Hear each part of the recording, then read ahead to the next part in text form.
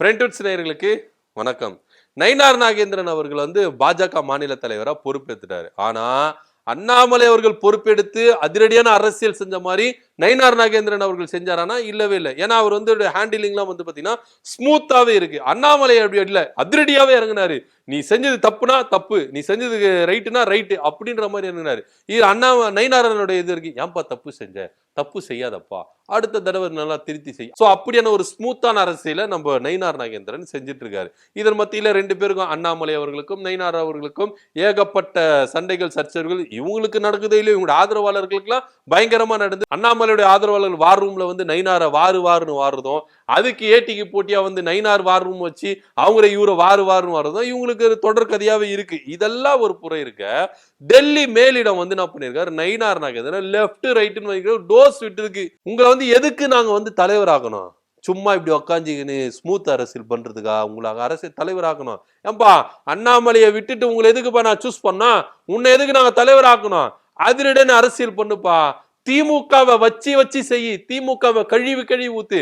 அண்ணாமலை பார்த்தல எந்த அளவுக்கு திமுகவுக்கு ஃபயரா இருந்தாரு, அண்ணாமலைய பேரை கேட்டால சும்மா அதிர்துல அப்படின்ற ரேஞ்சுக்கு டெல்லி மேலிடம் லெப்ட் ரைட் டோஸ் விட்டு இருக்கு நயினார் நாகேந்திரனுக்கு. உண்மையிலே பாத்தீங்கன்னா நயினார் நாகேந்திரன் கொஞ்சம் ஸ்மூத்தான ஹேண்ட் தான். ஏன்னா அதிமுக இருக்கும் போதே திருநெல்வேலியில அதிமுக காரங்களே பகச்சிக்க மாட்டாராம், திமுக காரங்களே பகச்சிக்க மாட்டாராம். யார் ஆட்சிக்கு வந்தாலும் வரனாலும், அதாவது அதிமுகவே ஆட்சியில் அமர்ந்திருந்தாலும் இங்க லோக்கல்ல பாத்தீங்கன்னா திமுக எம்எல்ஏவோ இல்ல எம்பியோ யாருமே பகச்சிக்க மாட்டாராம். திமுக அங்க மேல ஆட்சியில் வந்தாலும் அதிமுகவையும் யாரையும் பகிர்ச்சிக்க மாட்டாரா, திமுகவை பகிர்ச்சிக்க மாட்டாரு. இவ்வளவு ஏங்க இவரு பாஜக போய் சேர்ந்துல இருந்து அதிமுகவை பகச்சிக்கிறது கிடையாது, திமுகவை பகச்சிக்கிறது கிடையாது. பாஜக இருந்து கொண்டே இரண்டு கட்சிகளுக்கும் அவர் என்ன பண்ணாரு, ஸ்மூத்தான ஹேண்டிலிங் என்ன பண்ணியிருந்தாரு, செஞ்சுட்டு இருந்தாரு. சோ இதெல்லாம் பாத்தீங்கன்னா பாஜகவுடைய மேலிடம் சொல்லியிருக்கு. உன்னிப்பா பாத்தீங்கன்னா அண்ணாமலையுடைய ஆதரவாளர்கள் பாஜக கிட்ட மேலிடத்துல போட்டு கொடுத்துருக்காங்க. இங்க பாருங்க, நயினார் நாகேந்திரன் நம்பாதீங்க, வாழ்க்கை வரலாறு எடுத்து பாருங்க. அவர் எந்த அளவுக்கு ஜெயலலிதா காலத்திலேயே பாத்தீங்கன்னா திமுகவே பகச்சிக்கிறது இல்ல, அதிமுகவும் பகச்சிருந்து இல்ல, அந்த ரேஞ்சுக்கு அவர் இருந்திருக்கிறாரு. சோ அதனாலதான் அந்த அம்மா என்ன பண்ணிச்சு, அவர் மினிஸ்டர் பதவியில தூக்குச்சு. இதெல்லாம் உங்களுக்கு தெரியவே தெரியாது. அதனால அவரை கொஞ்சம் என்ன பண்ண கண்காணிச்சே வைங்க அப்படின்னு சொல்லும் போது டெல்லி மேலிடம் கூப்பிட்டு செம்ம டோஸ் விட்டு இருக்கு. உங்களை எதுக்கு நாங்க தலைவரா மாத்தணும், சிஎம் திட்டுங்க, மு.க. ஸ்டாலின் அவர்களை திட்டுங்க, திமுகவை திட்டுங்க, உதயநிதியை திட்டுங்க, எல்லாரையும் அரசியல் பண்ணுங்க, பாலிடிக்ஸ் பேசுங்க. நீங்க எதுக்கு இது மாதிரி சைலண்டாவே இருக்கீங்க? இந்த மாதிரி அரசியல் எங்களுக்கு தேவையில்ல.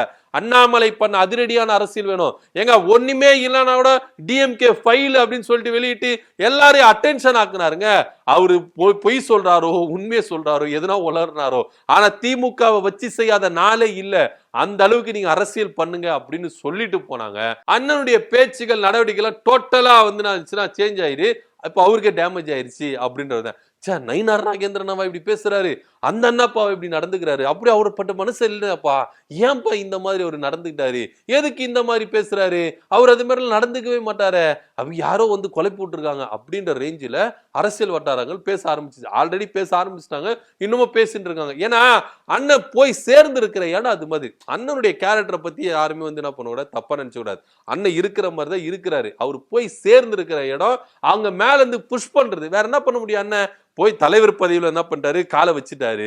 அது என்ன பண்ணும், அதுல இருந்து வெளியே வந்துடணும், இல்ல இங்கே நீடிக்கணும்னா பாஜக மேலிட என்ன சொல்லுதோ அதெல்லாம் அண்ணன் என்ன பண்ணும், செஞ்சுதான் ஆகணும், வேற வழியே இல்லை. இவ்வளவு ஏங்க, நான் இப்போ அதிமுக திருத்தணி கோயில்ல பாத்தீங்கன்னா உள்ள கோஷம் போட்டிருக்காங்க. இதுக்கு கூட அண்ணன் பாஜக மாநில தலைவரா இருந்து எதுக்குமே கேள்வி கேட்கலையே அப்படின்ற ரேஞ்சுக்கு எல்லாம் பொங்கி எழுந்திருக்காங்க ஒரு சிலர். ஆனா இருந்தாலும் பாத்தீங்கன்னா திமுக எதனா ஒண்ணு செஞ்சிருக்கு, அதிரடியான அறிக்கையை விடுறதா, இது பண்றதா, ஒண்ணுமே பண்றது இல்ல அப்படின்ற ரேஞ்ச் எல்லாம் பாஜக மேலிடத்துக்கு போயிட்டு அண்ணனை என்ன பண்ணிருக்காங்க, டோஸ் விட்டுருக்காங்க. இதனாலே அண்ணன் என்ன பண்ணிருக்காரு, தன்னுடைய ஆதரவாளர்களாம் நான் இங்க திமுகவை கண்டிச்சு பேசுறது, அவங்களுக்கு கண்டன அறிக்கை விடுறது எல்லாத்தையும் என்ன பண்ணுங்க, வீடியோ எடுத்து டெல்லி மேலிடத்துக்கு என்ன பண்ணும், உடனே சென்ட் பண்ணிடணும் அப்படின்னு சொல்லிட்டு தான் அண்ணன் இப்போ பாத்தீங்கன்னா நானும் அரசியல் இருக்கிறேன்பா, நானும் பாஜக கட்சி மாநில தலைவர் தான்ப்பா, நானும் அதிரடியான அரசியல் பேசுறோம்பா, திமுக வச்சு செய்ய போறோம்பா, ஒண்ணுமே திமுக நடக்கலனாலும் வெத்து வேட்டா என்ன பண்றாரு, அண்ணன் என்ன பண்றாரு, அறிக்கை விட்டுறாரு. ஒண்ணுமே இல்லைங்க, பாஜக வந்து என்ன பண்ணுது, அதிமுக பாஜக திமுக ஆட்சியில் இது நடந்துச்சு அது நடந்துச்சு இது நடந்துச்சு இது நடந்துச்சு சொல்றாங்க. எங்கேயோ நடக்கிற ஒரு தப்ப இதை வந்து என்ன பண்றாங்க, பூதாகாரமா ஆக்குறாங்களே கண்டி அதுல உண்மை நிலவரம் என்ன அப்படின்றது தெரிஞ்சுக்கின்னு பாஜகவும் அதிமுகவும் கொடுக்கல. அதிமுக விட்டுருங்க, பாஜக இப்ப எதுக்கு இப்படி பண்றாங்கன்னா அண்ணனுக்கு அது மாதிரி ஒரு நிர்பந்தம் மேல இருந்து அது மாதிரி அரசியல் பண்ண சொல்லியிருக்காங்க. ஒண்ணுமே இல்லையா பரவாயில்ல திமுக திட்டுங்க, இது நடக்கவே இல்லை பரவாயில்ல திமுக திட்டுங்க, உதயநிதி இது செய்யவே இல்லைங்க பரவாயில்ல திட்டுங்க அப்படின்ற ரேஞ்சுக்கு தான் பாஜக மேலிடம் அண்ணனுக்கு வந்து என்ன பண்ணிருக்காங்க, வேலைகளை கொடுத்திருக்காங்க. சோ இந்த வேலைக்காகவே எப்படி ஒரு நாளைக்கு எப்படியாச்சும் நம்ம திமுக திட்டினும்பா, முதல்வரை திட்டிடணும், உதயநிதியை திட்டிடணும், திமுக இருக்கிற யாருன்னா ஒருத்தர் வச்சு செஞ்சிடணும், யாருன்னா ஒருத்தர் கண்டன அறிக்கை விட்டுறணும் அப்படின்ற ரேஞ்சில தான் அண்ணன் வந்து என்ன பண்றாரு, கண்டன அறிக்கை மேல கண்டன அறிக்கைகள், அதே போல பிரஸ் மீட்டுக்கு மேல பிரஸ் மீட் சந்திச்சு எல்லா வீடியோவும் சேகரிச்சு பாஜக மேல் இடத்துக்கு அனுப்பி இருக்கிறாரு. இங்க பாருங்கனே, நீங்க சொன்ன மாதிரி நான் வந்து என்ன பண்ணிருக்கேன், திமுக திட்டிருக்கேன், உதயநிதியை திட்டிருக்கேன், ஐயா ஸ்டாலின் அவர்களை திட்டிருக்கேன், இந்த மாதிரி இவங்க இந்த மினிஸ்டரை திட்டிருக்கேன், அந்த எம்பி திட்டிருக்கேன் அப்படின்னு சொல்லிட்டு எல்லா ஃபுட்டேஜ் என்ன பண்ணிருக்காரு, அனுப்பி இருக்கிறாராம். சோ பாஜக கொடுத்த வேலையை விட அண்ணாமலை இங்க சிறப்பா செஞ்சாரு, அவரை காட்டில் அதிகமா செய்யணும் அப்படின்ற ஒரு எண்ணத்துலதான் நம்ம பாஜக மாநில தலைவர் நைனா நாகேந்திரன் இருக்காரு. என்னதான் இருந்தாலும் ஒரு விஷயத்துல மட்டும் உன்னிப்பா இருந்திருக்குங்க அப்படின்னு சொல்லிட்டு பாஜக மேலிட சொல்லியிருக்கு. என்ன நடந்தாலும் இங்க அதிமுக நம்ம கூட்டணி விட்டு விலகி போயிடக்கூடாது, அதுக்கு பாதகம் இல்லாம நீங்க நடந்துக்கணும் அப்படின்ற ஒரு ரேஞ்ச். ஏன்னா தேர்தல் வந்து நெருங்க போகுது, இந்த தேர்தலை எப்படியாச்சும் நம்ம வின் பண்ணணும்.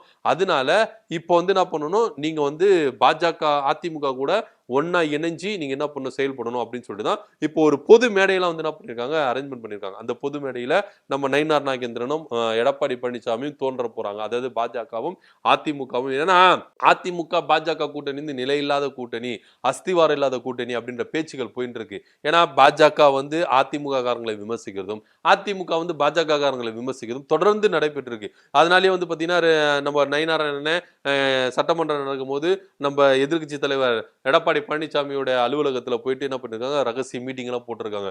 அண்ணே உங்க கட்சி நிர்வாகி எல்லாம் கொஞ்சம் வந்து அமைதியா இருக்க சொல்லுங்க, நம்மள வந்து இப்படி விமர்சிக்கிறாங்க, அதனால இதனால வந்து யாருன்னா வந்து எதனா கொளுத்தி விட்டு போயிட்டாங்கன்னா கூட்டணி உடைஞ்சிடும் அப்படின்னு சொல்லும்போது நம்ம நயினார் நாகேந்திரனும் நிர்வாகிகளுக்கு என்ன பண்ணிருக்காரு, கொஞ்சம் அமைதியா இருங்கப்பா அப்படின்னு சொல்லியிருக்காரு.